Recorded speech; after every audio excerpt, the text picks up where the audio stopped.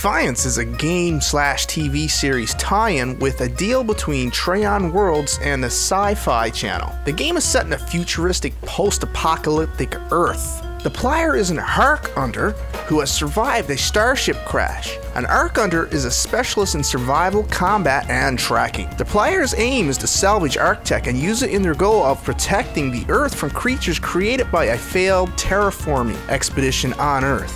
Defiance feels fresh and new to the MMO shooter game. It focuses primarily on player versus environment. I'm more of a PvP player, but sometimes stabbing another player in the eye gives you a sense of accomplishment. That's just me. The link between game and TV show is a very intriguing idea and will be great to see how this progresses.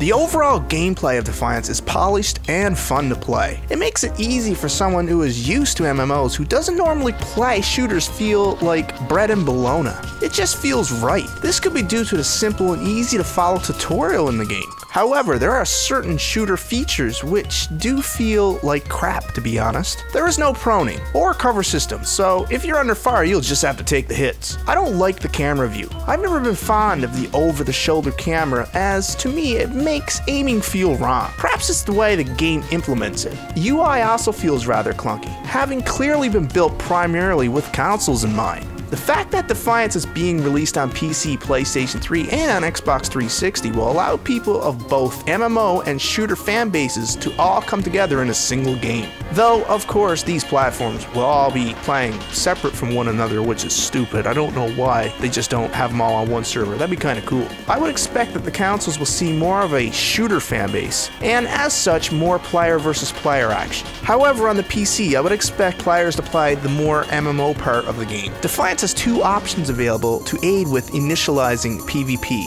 There are the typical small-scale instance battles that MMO players will all be attuned for, as well as the large open-world PvP known as the Shadow War. The Shadow War allows players to fight one another and claim control of territory. The more people who join the battle, the larger the area of combat becomes. Also, as more people join the Shadow War, more vehicles become available for use, some of which include weaponry to aid in combat in your adversaries. This could be an extremely fun way to play PvP and fight against your fellow players.